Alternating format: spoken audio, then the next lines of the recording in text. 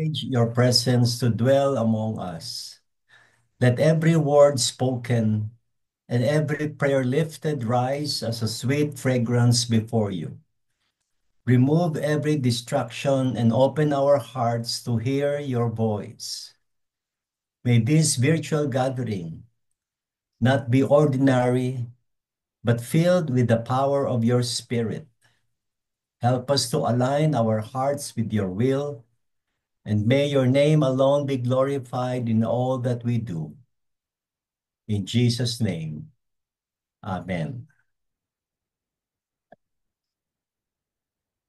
Shalom, everyone. Welcome to our November 6th session of our Daybreak Global, being participated from Europe, Asia, UAE, and even in the United States. The title of our devotion is Intimate Theology. Napaka-interesting na title.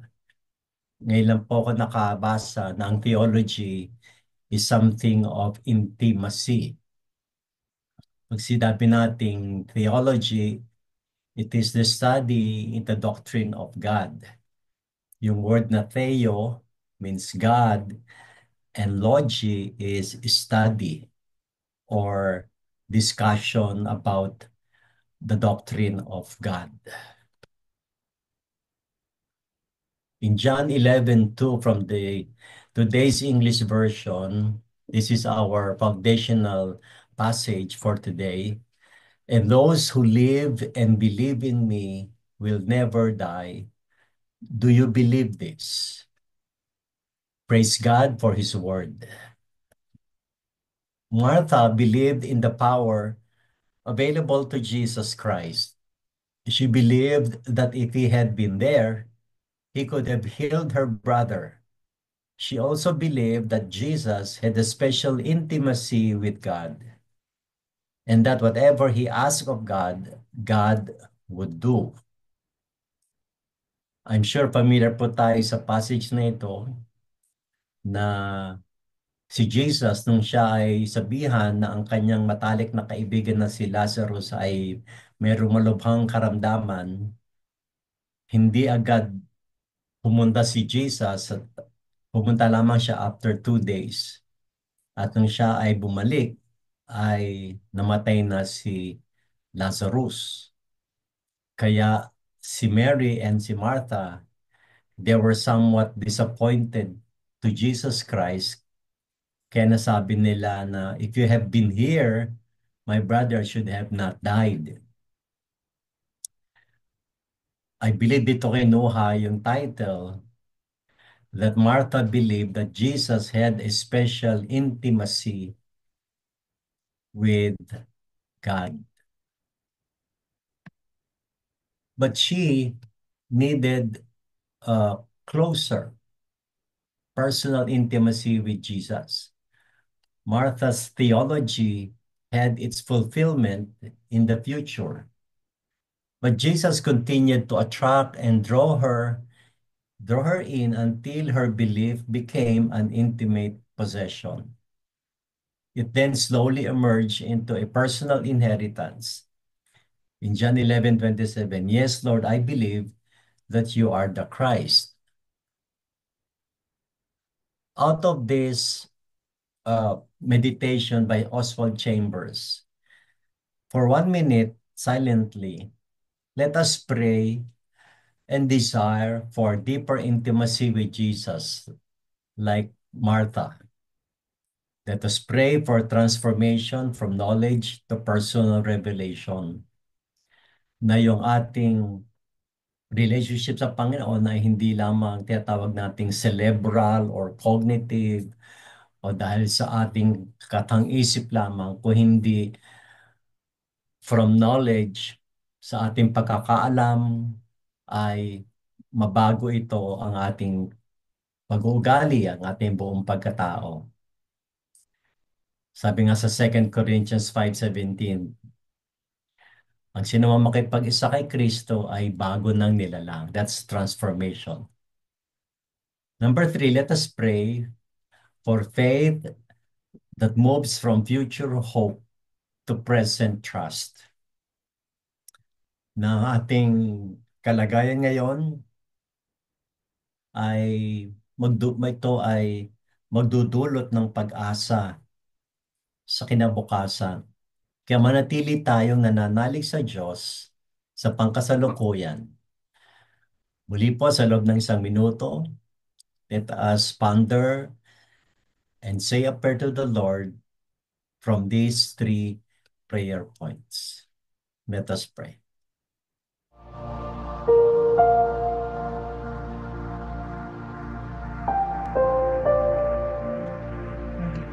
Yes, Lord, thank you, God, for this moment.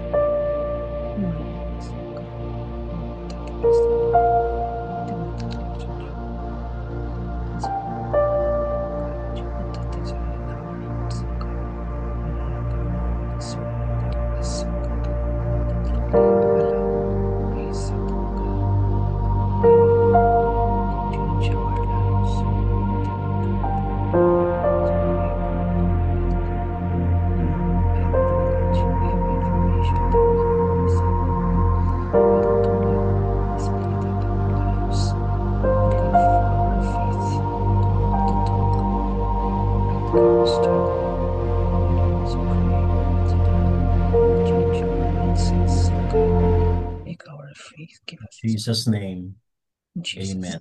Name. Is the Lord dealing with you or dealing with us in the same way? Is Jesus teaching you to have a personal intimacy with himself? Let us allow him to drive his question home to all. Do you believe this? Are you facing an area of doubt in your life? Have you come like Martha to a crossroads of overwhelming circumstances where your theology is about to become a personal belief? This happens only when a personal problem brings the awareness of our personal need. I consider this meditation ni Oswald very personal. For me, this is one of the best. Dahil I think mas bagay ito sa mga scholars, no, mga seminary students, no. Tayo na regular tayo sa mga seminars, no. Hindi lang seminary students. Lahat tayo na nag-aaral, nag-undergo ng training. Kaya yung tanong dito ni Oswald, very compelling. Yung bang study natin about God, humahantong sa personal relationship with the God we study. At nangyayari lang daw yon when a personal problem brings the awareness of our personal need. Kaya the following prayer points calls us to pray for faith beyond theology. Pray for surrender at the crossroads. Kasi pag tayo ay nasa crossroad, we are in the verge of choosing and deciding where to go, whom to go. Crossroad ka, nasa gitna ka. Probably some of us are in the crossroad, whether should we continue trusting the Lord? Should we continue committing ourselves to Him and His ministry? Should we continue dedicating ourselves? Third, let us pray for strength in overwhelming circumstances. At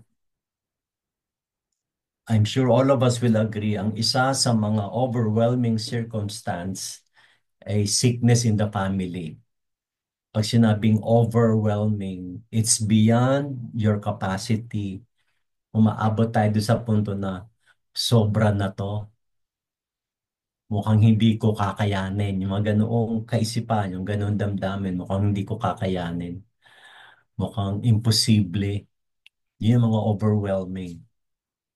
At mga kapatid, hindi lamang negative circumstance, minsan positive, kahit positive siya, we feel overwhelmed. For example, responsibility sa church. Binuksan ka ni Lord ng malaking ministry that can be also considered as overwhelming. Lord, can I really do this? Lord, can I really face this? I'm in but, merong ganoong damdamin na you feel insecure, you feel intimidated, no? Hingin natin kay Lord yung spiritual strength. Yes, yes.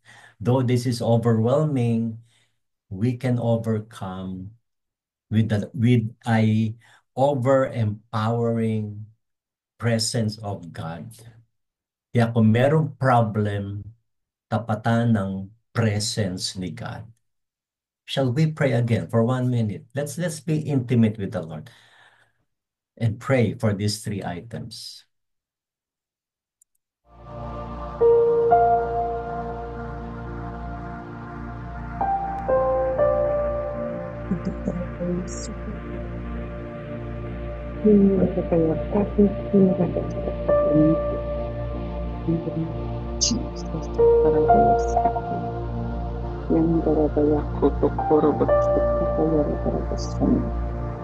Thank you, God, for the faith. We have theology, Lord Jesus. Hallelujah. Always be kind. Even if your brother was spiritual, God, and was spiritual, but Jesus, prosperous to the next. He surrendered. Thank you for the joy of stand. The consequences that we have faced. The joy of the Lord our God. Thanks. Amen. Amen.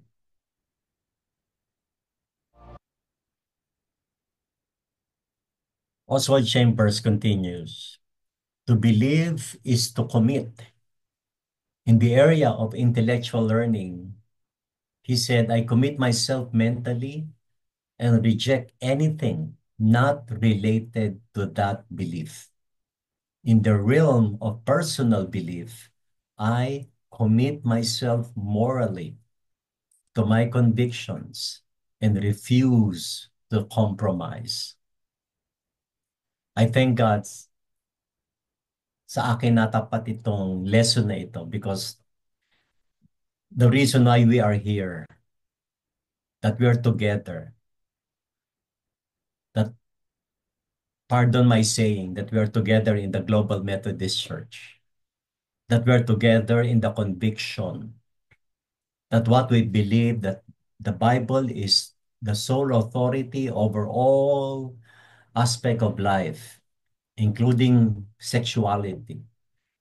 I thank God we are together, whether if you are not a GMC but we are together in the belief that what we know turn into a conviction, a strong conviction. And that's why we are here, because we refuse to compromise. We do not want to compromise the Bible, the scripture. Kaya meron din kalungkutan dito kasi many people I know is not with us. Without judgment. It's not about judgment. It's about facing the realities, facing the truth.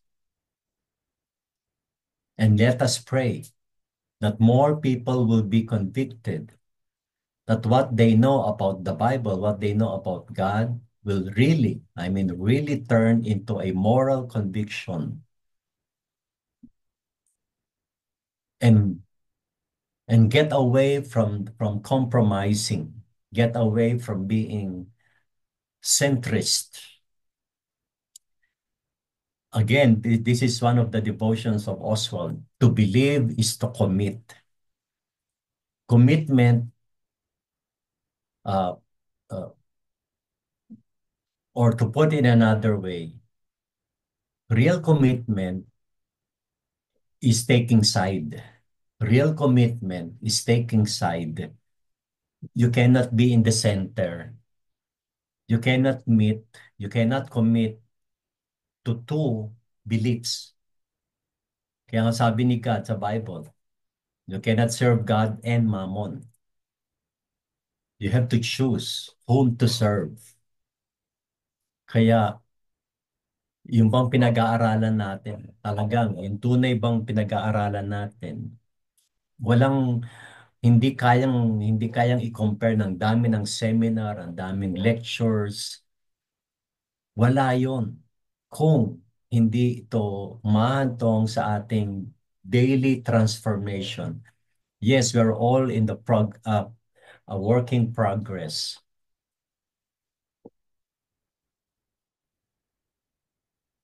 Talagang dapat humantong tayo dun sa we are changed. No? Hallelujah. But in intimate personal belief, Oswald said, I commit myself spiritually to Jesus Christ and make a determination to be dominated by Him alone. Then, when I stand face to face with Jesus Christ and He says to me, do you believe this? I find that faith is as natural as breathing.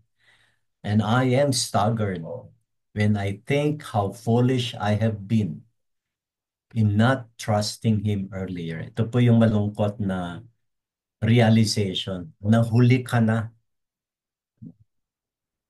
Nahuli ka na. At wag sana tayong mahuli.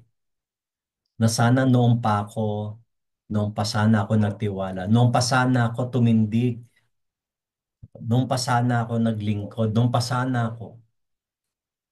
But praise be to God, kung dumating na tayo doon sa situation, dinala na tayo ng Lord doon sa puntong, ito na, mag-decide ka na. Mag-decide ka na. Huwag na tayong, sabi nga, huwag na tayong magpatumpik-tumpik. Kung dinala ka na doon, dahil dinala na tayo doon, to choose, to commit, to serve, ito na yon. Ito na yon. Again, as for our prayer time, let us pray for repentance for past distrust. Opo. Mag-pray din tayo na, Lord, I'm ready now. I'm ready. And I will continue to be ready to answer you, Lord God. To say yes to you, God. Kahit mahirap. Remember sa meditation last Wednesday, we share in the suffering of Christ. Whether we like it or not, we will suffer for Jesus. It's a good kind of suffering. And then let us also pray with thanksgiving. Lord, salamat po sa iyong biyaya. Salamat, Lord, sa iyong revelation. Magpasalamat tayo sa Diyos. Kaya nga, tuwing gigising tayo sa umaga, biyaya yun ng Diyos. Bago ako matulog sa gabi, lagi ko sinasabi, Panginoon, nasa iyo ang aking buhay, nasa kami mo ang aking buhay. Kung gigisingin mo ako, salamat. Kung hindi, salamat dahil umuwi na ako sa iyo. Kaya tuwing gigising nga sa umaga at salamat Lord, sinabi mo lang, kaya mo ako ginising, then may plano ka pa sa akin. Hindi ko pa panahon para umuwi sa iyo. At ang mabigat yung number one, mag-confess tayo kay Lord, tulungan niya tayo, bigyan niya tayo ng lakas para magsisi. May mga sandali ba sa buhay natin na kailangan natin pagsisihan yung mga nagawa natin? Yes. Sabi ni Pastor Rory, not our only suffering, but together with Jesus' suffering. Praise His holy name. Amen. Let us pray, mga kapatid.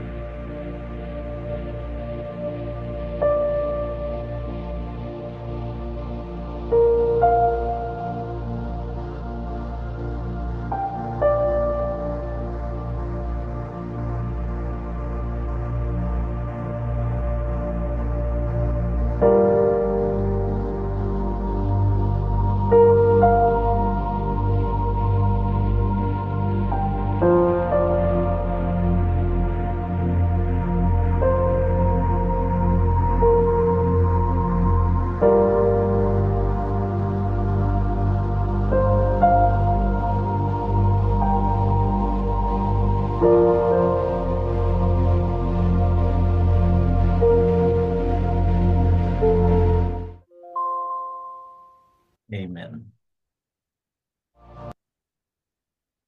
And here's the wisdom from Oswald. Is he going to help himself to your life? Or are you taken up with your conception of what you are going to do? God is responsible for our lives. And the one great keynote is reckless reliance upon Him. In other words, this wisdom of Chambers challenges us the very foundation of how we approach life and faith. It asks whether we are truly surrendered to God's will or merely pursuing our own plans under the guise of spirituality. The phrase, "Is he going to help himself to your life?" This is stimulating, compelling. It flips the usual question, "Will God help me?" into something far more radical, "Will I let God take over completely?" For me, this is the question. This is the real question we should ask and we should pray. Are we willing to let God take over completely? And to be taken up with your conception of what you're going to do, it suggests a life driven by self-direction, even if it is well-intentioned. But the call here is to abandon that control, not recklessly in the sense of carelessness, but in the sense of radical trust, a surrender so complete that it defies worldly logic. Careless reliance upon Him is the keynote. It's not cautious faith. It's not deliberate obedience. It's the kind of trust that says, even if I don't understand, even if it costs me everything, I will follow. With this video worship, let us continue to ponder, meditate, examine ourselves with the lens of the Holy Spirit.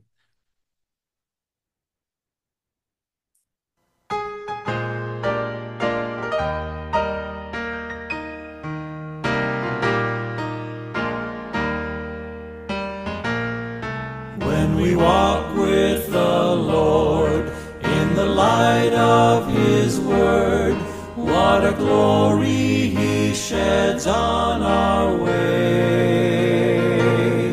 While we do His good will, He abides with us still, and with all who will trust and obey.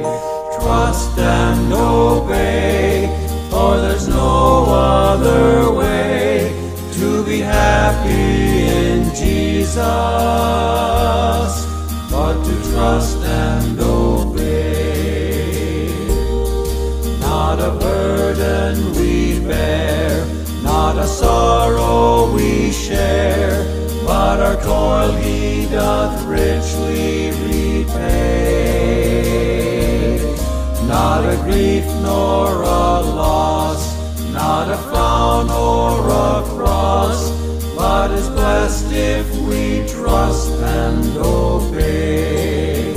Trust and obey, for there's no other way to be happy in Jesus but to trust and obey. What we never can prove, the delights of His love, until all on the altar we lay.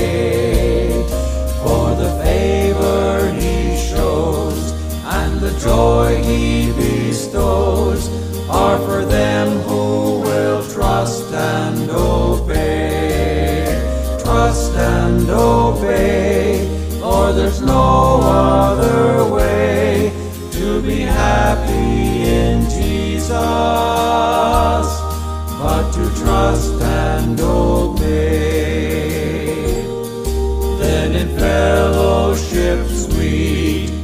will sit at his feet, or we'll walk by his side in the way. What he says we will do, where he sends we will go. Never fear, only trust and obey. Trust and obey, for there's no other way to be happy in Jesus, but to trust and obey.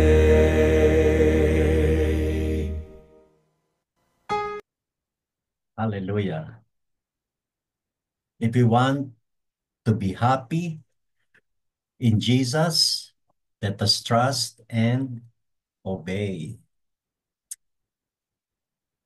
Muli mga kapatid, naniyakan ko ang bawat isa na bahagi ng inyong pasasalamat sa Diyos.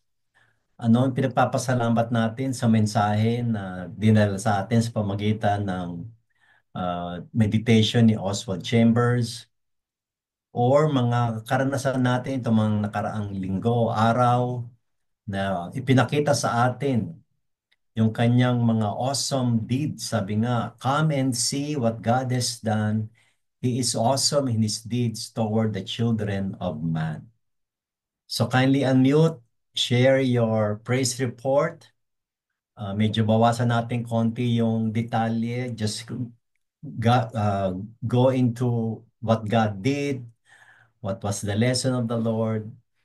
Para nun sa iba na mag-share ay meron pang enough time tayo sa isa't isa. So our time starts now. Anyone who would like to share? Go ahead. Good afternoon, everyone. Praise report po regarding kay Ate Olive. Yung diyan po na pinapatunayan niya sa sinabi niya na maski na reckless or whatever na, no, as long as we believe in Him, talaga pong sasagutin niya tayo. Si Ate Olive po, praise God, narausan niya yung mga procedures at yung mga test na nangyari sa kanya, wherein hindi naman masyadong serious. Ibig sabihin na kanya lang, yung inaantay na nga lang po, yung para bukas po, yung PET scan. Ipag-pray na lang po natin lahat. Alam ko po na tayong lahat ay makikiisa para maging favorable po yung result ng test niya bukas. Tsaka nagpapasalamat din po siya, mga prayers natin. Tsaka yung pong sinabi niya nga ngayon na yung lesson natin, totoo po yan na hindi nakamukha ko po, hindi naman po ako learned na theologian, pero sa ngayon po na-feel ko yung intimacy ng Panginoon sa buhay ko. Yun lang po. Thank you for allowing me to share po. Thank you for sharing, Brother Virgil. Welcome po. Any other praise report, mga kapatid? What did God do to you, your family? What did God do to your ministry? Na dapat nating ipagpasalamat sa Panginoon. Again, it doesn't have to be very dramatic, no? Even small things, alam natin, yun ay pagkilos ng Panginoon sa ating mga buhay. Talaga hindi siya humihinto ng pagpapala sa atin, malaki man o maliit. Opo, mga opportunities binumukas ng Panginoon. Is there any opportunities that God is opening for you to serve Him? Yung din po ay karapat-dapat. Yes, Sister Pinet. Hello, good day everyone. So, nung Sunday po, we had the opportunity and the privilege to minister to our brothers and sisters ang tawag po dun sa place is Bournemouth Pool. So that's like 2.5 2 hours travel from where we are doon po. At itong mga kapatid natin sa pananampalataya ay nakasama namin po sila sa Encounter Camp last August.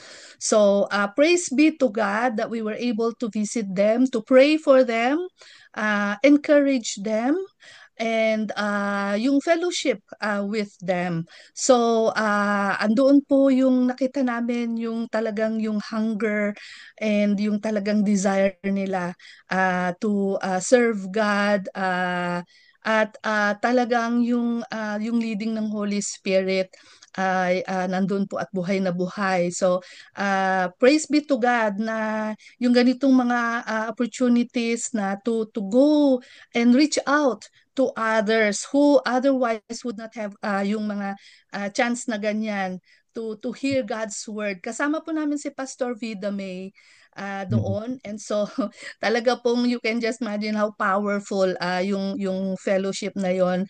And we are already praying, please pray with us that Mhm. we will be able to establish, or God will be able to establish through our group here sa London, another group, like an outreach group po doon po sa lugar ng Bournemouth.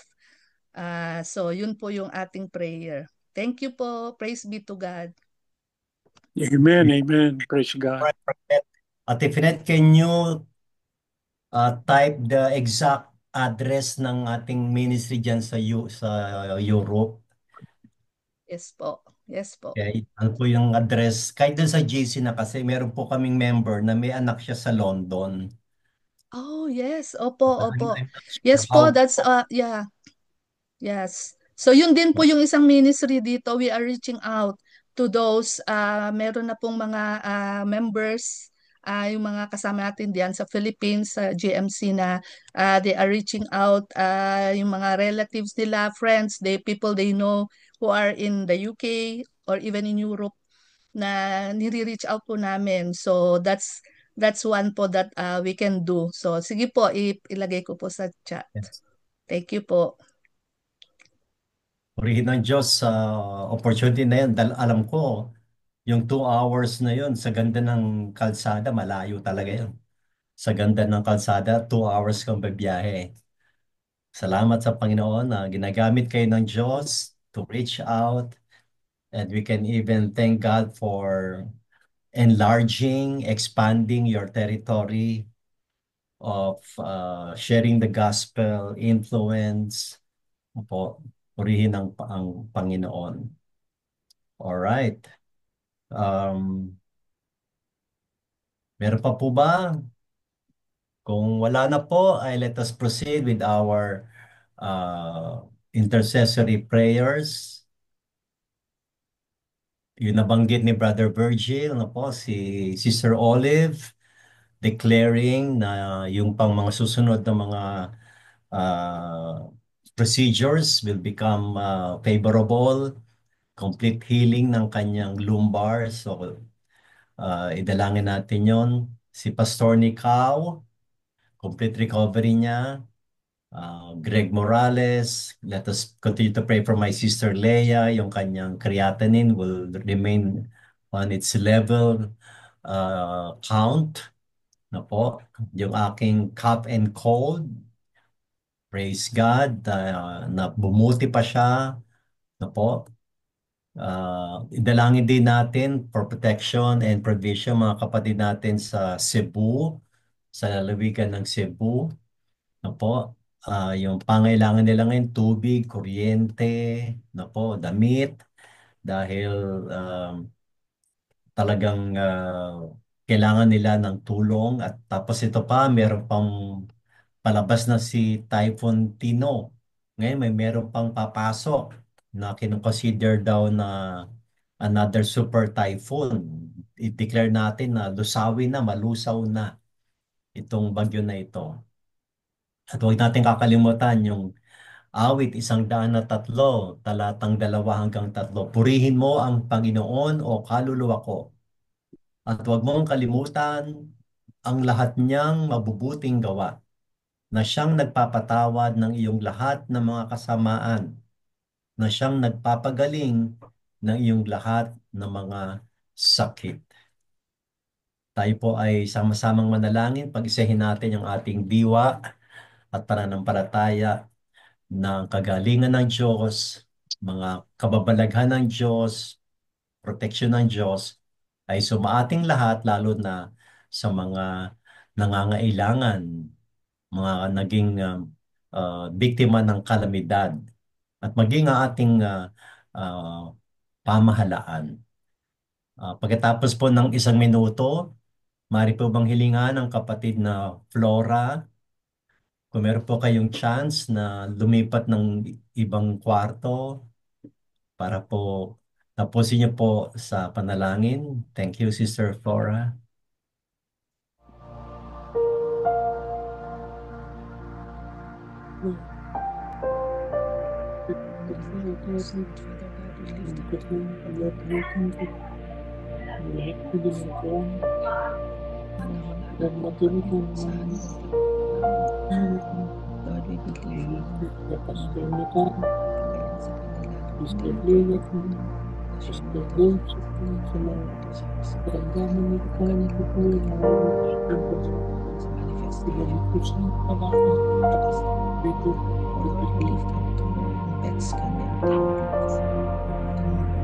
we believe you.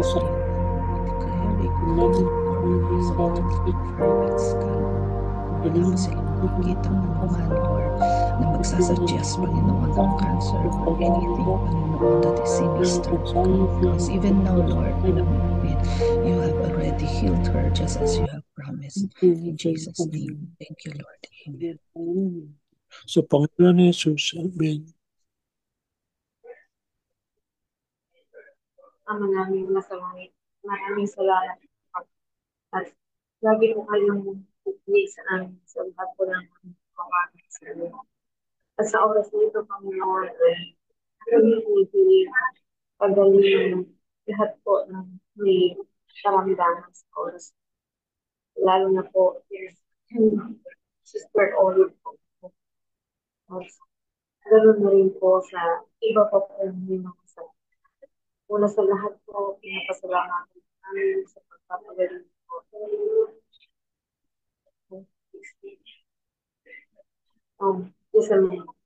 Sa pagpapagaling po kay Pastor po.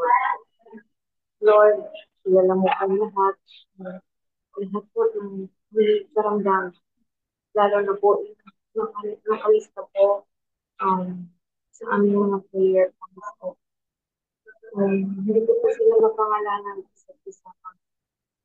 Pero kayo po ang naglalang sa kami po. Ano po ang dapat itama sa katawan ng bawat isang nararamdaman sa Lord in the name of Jesus.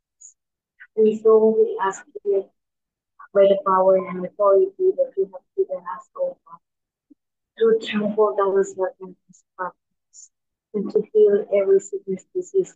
That we give, O Lord God, the power and authority right now.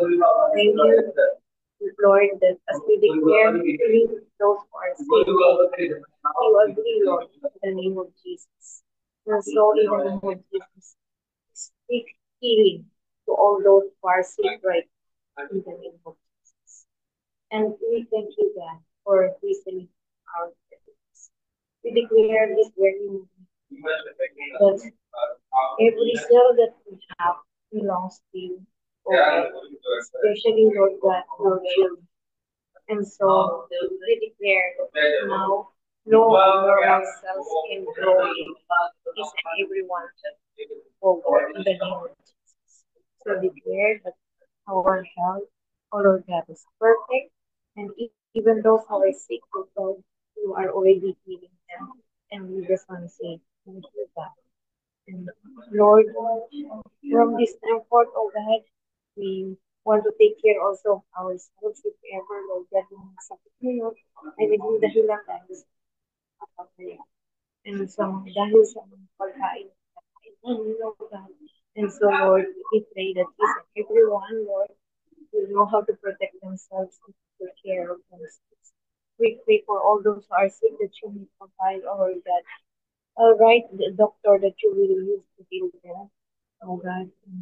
May you be the one to provide provide money to buy their medicines, that these medicines will be effective to heal them. In the name of Jesus.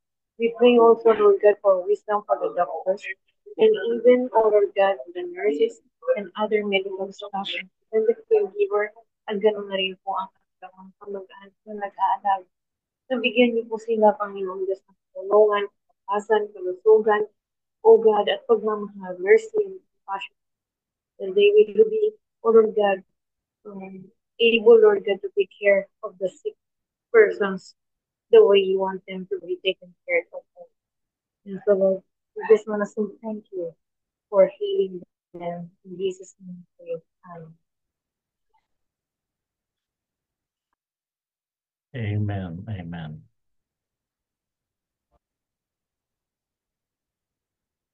Let us pray for our media in the different forms, print, broadcast, film, po, yung ibang different social media platform, katulad ng YouTube, Facebook, ano po, TikTok, Instagram. Dalangin natin that we will overcome, people will overcome social media addiction. Let us pray to resist negative and demonic influences, and let us focus on what truly matters and important. Let us pray for balance and moderation, to set boundaries, to have discipline in our choices of what to watch and what to follow. No po?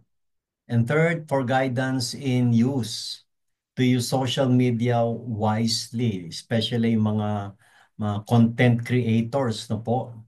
Na gamitin nila ito not for bashing, not for criticizing. Well, kung magkikriticize ka, dapat maayos pa din. No po? Na kasi nga marami gumagamit ng social media at sometimes ito ay na-overuse or na-abuse. So let us pray for this mountain of influence, social media. At may I request Pastor Jeneline, kung pwede kayo po ang mag-close sa prayer point na ito on media. Salamat, Pastor.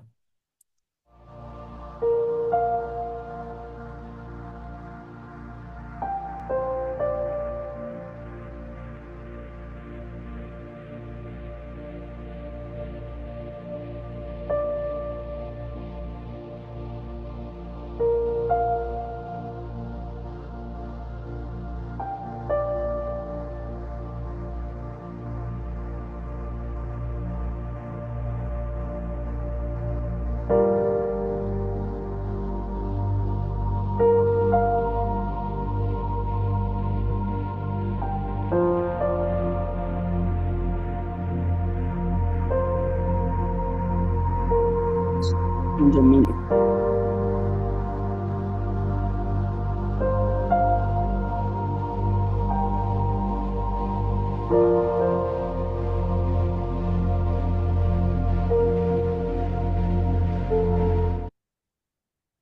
Hallelujah, Rabbi Ashanda. Once again, Father, we lift up to you, Father God, the social media right now, Father. You know, Lord Jesus, how people abuse it, Lord God, and even, Father God, the content, oh God, of, Lord God, Facebook, Instagram, Father, Jesus, and Lord God, TikTok, everything, Father. You know, Lord God, hallelujah, kung paano po ito, Lord Jesus, nagpadagdag, Lord Jesus, sa mga dinaramdam ng mga taong nagkaroon, Lord God, ng phobia, fear, and even, Father God, anxieties, stress, napakarami na sa panahong ito, Panginoon. Mga tao, Panginoon, na hindi na po, Panginoong Jesus, makapag-decide kung ano ang dapat nilang susundin. Mga, Lord God, nag-attempt, Father God, for suicide because of what they have, Lord God, seen, Father God, in the social media. And Father, even, Lord, sa lahat ng mga nagkikritik, Lord Jesus, kahit po, Panginoong Jesus, not only, Father God, for the worldliness, Father, who use this, Lord God, Jesus, a platform. Even, Father God, Jesus, ginagamit din ito, Father, ng mga taong may iba't ibang paniniwala na nagbibigay ng confusion sa maraming mga tao. This time, Holy God, the author and the finisher of our faith, Jesus, we ask, O God, your mercy. We ask, O God, right now, Father God, your grace, Lord God. Hallelujah, dahil we know, God, na hawak mo ang buhay ng pag-iisip ng lahat ng mga tao. Kaya mong kontrolin. And we are praying, Father, kung saan, Panginoong Yesus, sa lahat, Lord God, ng mga may banal na takot sa inyo, ng kanilang ipopost, Father, yaong mga salita mo na nakapagbibigay buhay, na makapagpaunawa sa mga tao, lalo na sa sitwasyon sa panahong ito. Nakikita mo, Ama, ang kalagayan ng bansa, lalo na, Lord God, ng bansang Pilipinas, maging sa iba't ibang dako ng mundo. We are praying right now, Holy God. And Father, Lord, we paralyze the works of the enemy. I do believe, Father, this is not just a praying, Father, but we are now, Lord God, we need warfare. We need more warriors, Lord God, para paglabanan, Lord God, ang gawa ng kaaway, Panginoon, ang kadiliman, Panginoong Jesus. Lord God, na nakikita mo, Ama, bagamat we all know na walang sino mang makapagtalo, Father God, Lord God, sa liwanag. Hindi kayang gapiin ang kadiliman.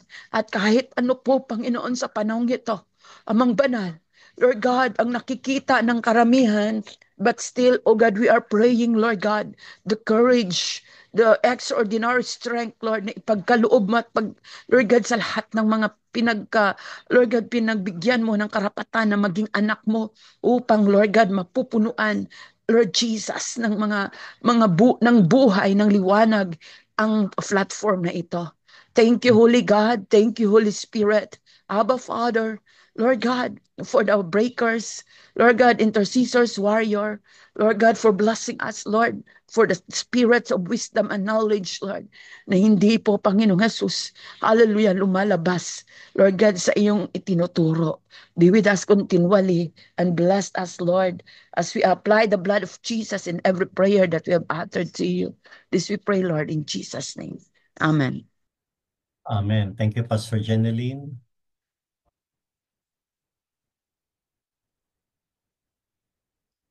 Tayo po ay magsara sa panalangin ng pagpapasalamat.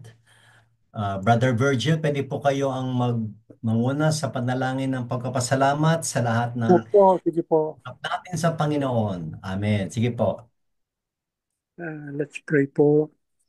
Our most gracious Heavenly Father, we come to you with grateful hearts Yes. and mind that we were able to discern what Pastor David narrate to us through Pastor Oswald Chambers, O Lord, that we have to be intimate with you, O Lord, in our doings, in our actuations, in our speech, in our everyday life, O Lord, that we have to be mindful of your presence in our life. Lord Jesus, we thank you for this wonderful day, Thursday, that we were gathered together to praise you and thank you in this platform, O Lord, this Daybreak Global, O Lord. Although there are people who were not able to be with us, bless them, O Lord, and whatever they are in their doing right now, help them if they are sick. Bless them, O Lord. Heal them, O Lord, if they have some problems in their life. Give them comfort, O Lord Jesus.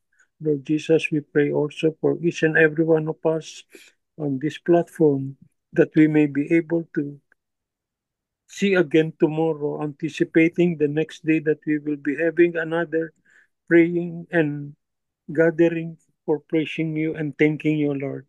Lord Jesus, we thank you for Pastor David, O Lord, for sharing to us the wonderful words that you have given, O Lord, that we may be able to abide in what we are whatever you like us to do. We have to be we have to obey you and trust you always, O Lord God. Lord, we ask this in your precious name and mighty Redeemer that we have. Amen. Amen.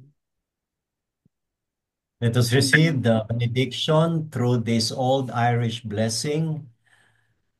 May love and laughter light your days and warm your heart and home. May good and faithful friends be yours wherever you may roam. May peace and plenty bless your world with joy that long endures. May all life's passing seasons bring the best to you and yours. In the name of the triune God, Father, Son, and Holy Spirit. Amen. Amen. Shalom Amen. everyone. Shalom. Amen. Bukas po ang ating leader, si Pastor Edric. Ayan.